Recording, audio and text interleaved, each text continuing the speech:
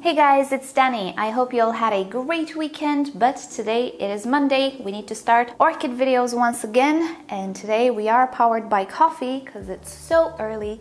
But I was just super excited to do this unboxing with you because I've been waiting around all weekend long. This is a rePotme unboxing. But it does have to do with quite a few orchid projects that I want to start very soon because spring is here. So I'm going to take you along and show you what's in here, talk about some orchid projects, and show you what's been going on in the weekend actually. So without further ado, let's just sip a bit of coffee and get to work. Vanilla coffee is the best. First of all, a little disclaimer that I forgot to add. This is not a sponsored video, although I do make sponsored videos for rePotme. I always mention they are. This is not one of them. I did, however, receive the products for free from rePotme. All I needed to pay was the import tax.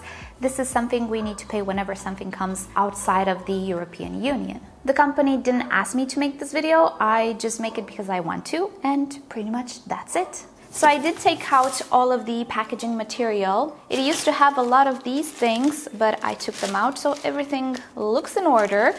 I took a look-see because I was just very curious, but I didn't actually pull anything to look at it. So let me just give you a better perspective. Okay, so from the get-go, we see some more Vanda baskets, and I absolutely love the baskets. I did a video on them because they were the very first thing that I asked rePotme to review because I absolutely needed them. I'll link it down below to my video. Last year, I did not have a good year with my Vandas. It was absolutely my fault.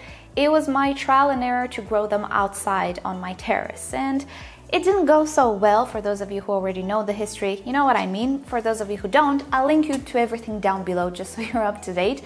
So you see my little boo-boos as well, they're part of the hobby. Anyway, I really like the baskets, and the Vandas really like the baskets. And ever since last year, I did acquire a few more Vandas, but I put off basketing them because you're gonna see later this week, we have a little bit of an issue with the liners that we use for the basket. Again, if you check that video, you'll see what I mean. The thing is, the plastic got a little bit brittle or damaged. Something happened to it that it became very brittle. It's not flexible anymore, and here and there it kind of cracked, so the baskets kind of leak. And I didn't really realize this, and some of my Vandas got a little dehydrated over the past few weeks or so. So I needed to cook up a little bit of a setup without actually removing the Vandas from the basket because they're already attached to the wood. And I came up with something. We're gonna talk about it this week. We're gonna revive an old friend actually and introduce a new friend. Sounds kind of weird, but you'll see what I mean. So I really wanted a few more baskets. I think these are the 4-inch. No, they're the 6-inch baskets. This is a very good size for most Vandas, let's say, that you can purchase, which are not super big. Obviously, you know the Vanda that I just got from Klassen, that one will not fit in here. I have a basket for that one actually. And as far as Vanda goes, yeah, we're gonna have some Vanda videos later this week, which is exciting. Let's move on to something which is super interesting. I cannot wait to try it out.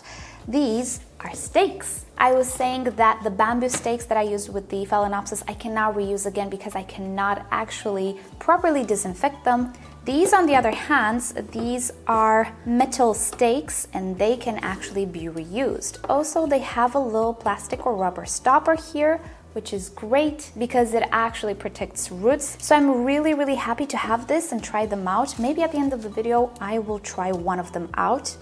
Next up, okay, very excited about these. This was what started everything because my little pruner here has been through a lot of stuff. So I did go on their website and I picked something to replace my little shears. And I found some really nice whiskers, which are supposed to be very comfortable to use. Can you see this badge? That is quite neat. So at the end of the video, I will try this out. Very exciting. And this, again, you know what it reminds me? It reminds me of my mom, actually. She used to have something like this, but she was cutting threads. My mom is actually very talented with sewing and making clothes, so it reminds me of her, actually. And this is really great for detail work, for the little roots, which don't necessarily need something super big. I thought it would be a little bit more comfortable for me. One of the things that I sometimes deal with, not all the time, hopefully it's not gonna get worse, is I have some pains in my hand because editing, it's not rocket science. It's actually really easy. What I need to do is just be very precise with the mouse. And I do have a very comfortable mouse, but still there are a lot of hours that I need to do this. And sometimes I do have some issues, some pains. Recently I have a pain right here in my joint. And whenever I do this business, it hurts. And it hurts for the past month or so. So I hope it's nothing. I hope I don't need to check it out, but yeah. I hope this will be a little bit more comfortable for me to work with, so really excited about these. Next up, I also told you guys that I don't actually have clips for my Phalaenopsis orchids, so I just used some raffia tape. Well, what do you know, rePotme has clips as well. They're really, really pretty. But most exciting, let's just open this, is this little guy right here.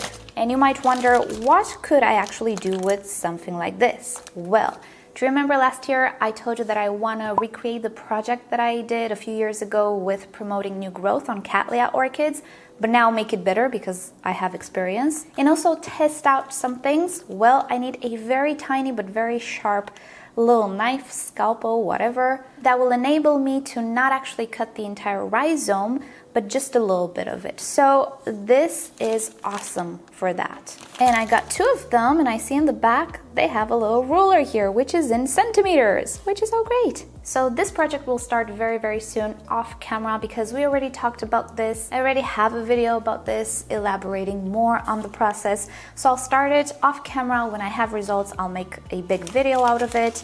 Really exciting to start that off, and I like these. They're really, really tiny, just what I needed. And lastly, we have pots. Oh, you guys, we have some repotting ahead of us. As you will see again this week, I do have some new species orchids, which I've never grown before, and I'm a little bit of a noob. I'm a beginner with them. I'm gonna play it safe. I'm gonna use transparent pots with slits for ventilation in organic medium, because I've never actually worked with them. They're not Cattleya types or anything that I know will go with LECA and with my setup. So first I need to build some experience with them. And many of them are actually medium sized. They're not very, very big orchids. And you know that I do reuse the pots that I already have. I don't really have tiny pots. This is a size smaller than the typical Phalaenopsis pot, which is 13 centimeters. I'm not entirely sure how many inches. Let me just see, these are the 3-inch and 4-inch pots. So there we have it. Also, yesterday I found myself some very, very poor looking Oncidium types, and I got just so excited about it because Oncidium types are very rare here. We're gonna see what happens, but definitely these pots will suit them very well because they're tiny. So you can never have enough pots, and I think that's about it.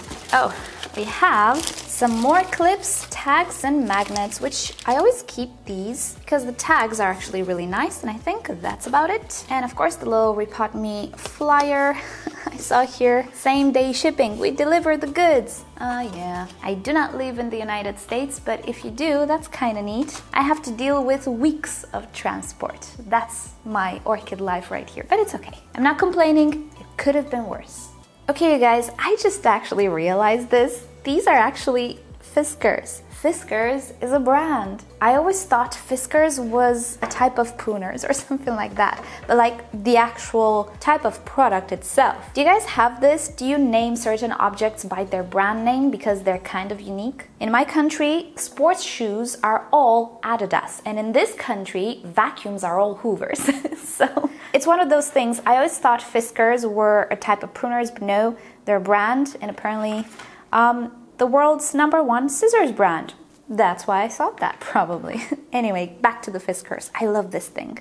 So it really is so great to use. It fits into my tiny hand really, really great. I really, really like this. I cannot wait. Oh, actually, let's see something. I don't have an orchid to cut, but alrighty then. So yeah, it's doing the job.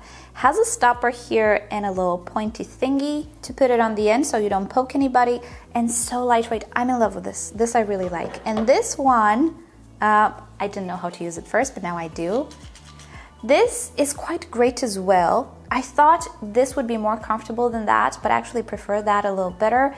This is really great as well, but the problem is my hand is a little too tiny for this, so I need to stretch a little bit to the top to just action it, which, you know, and let's just cut something with this as well. Yep, cuts very well. And oh, you guys, I'm a little silly. Okay, do you see on the drawing here, they say to put the middle finger through the loop? No, my hand is tiny, but if I put my ring finger, there we go. This is the life. So tip to you guys, if you ever have something like this, but you have tiny hands and you try to do this business, no, try to do this. Much, much better. So the drawing is for people with normal hands. I'm not normal, apparently. Really happy about these guys. Oh, I'm so happy. My hand feels so good. With this guy, which was my pruner, my hand needed to extend quite a bit. And always keep it kind of in tension, which, you know, again, not a big deal, but yeah, not as comfortable as the other ones. Okay, so I kind of wanted to protect the new whiskers, and I wanted to cut this thingy right here with my old pruners. It ain't happening. That pruners will be used for my outside terrace, and I will sharpen it. So let's see. There we have it. Okay, so I have this orchid from Jessica right here. She is actually blooming right now, but I didn't stake her. I left the flower spike just be, which is great, but I think I can actually support it with something like this. I don't intend to actually pin it necessarily, but I do have this loop which will keep the flower spike from bending too much. It's actually going into the window right now, so I think a little support would be great. Now this is a transparent pot, so definitely I can go on the side. Remember I told you don't go on the side if the pot is not transparent? Well, if it is transparent, you can absolutely do that. And there we have it. I stopped the stake right here because there might be a root, so I think that's enough. Well, it is actually a little tall. So anyway, this is how it works. It's absolutely great, but this is a pretty short flower spike. So the idea is that you actually don't need clips, and you can unclip the flower spike super fast and super easy. The flower is in the way, but there we have it. It's absolutely not damaging anything. So I will think about it. For now, I will leave it like this because it's actually touching the window, and that's not okay. I can lose some buds. And I like that you don't actually need clips. I really, really like the stake. I don't like the display, not the correct orchid to use this with, but I think you get the idea. These things can definitely be sterilized properly. One thing I wanted to point out with these things, many people DIY them. I see them in videos, maybe they're purchased, I'm not entirely sure. I want you guys to be careful at the type of metal you're using. I had it happen before. I got myself some very bad floral wire, which was supposed to be safe for orchids, and it reacted with the cane of my Dendrobium anosmum. It just made a really nasty wound in the cane where it was touching. I don't know what type of metal they used, to be fully honest. They were saying it was plant safe. It wasn't apparently, so do some research before you want to DIY something like this. This thing is actually coated. Do you see this? It does have metal inside, but it is coated. So just a little side note here, always try out metals with one orchid, see how they react when they touch the root or the actual stem. Some metals just react with some orchids, but I don't know what metal that was because it was obviously not plant safe. Okay, so I actually wanted to show you guys the oncidiums that I got to save, and look what I found. It's a little snail. Yeah, snails and slugs actually damage orchid roots so badly, and not only orchid roots but also pseudobulbs. But this guy is so cute. So I will put it outside in my garden, actually not garden, in one of my pots. He can eat whatever is in that pot, it's okay. Not the orchid though. But yeah, you should always be careful with new orchids, particularly ones that come from commercial nurseries. They always have slugs, snails, something. Maybe I shouldn't say always, but very, very often they do have some things that you really don't want to have on your orchid. But yeah, look at that. It's a little slug dude. When I was a kid, I used to have them as pets. I know, it wasn't very funny. They did actually have food and water all day long, and it only lasted for like a few weeks. But yeah, I actually do like snails quite a lot. I just don't want them eating my orchids. So yeah, look at this little guy. I'm gonna put him outside, but yeah, this is what orchid pots can hide.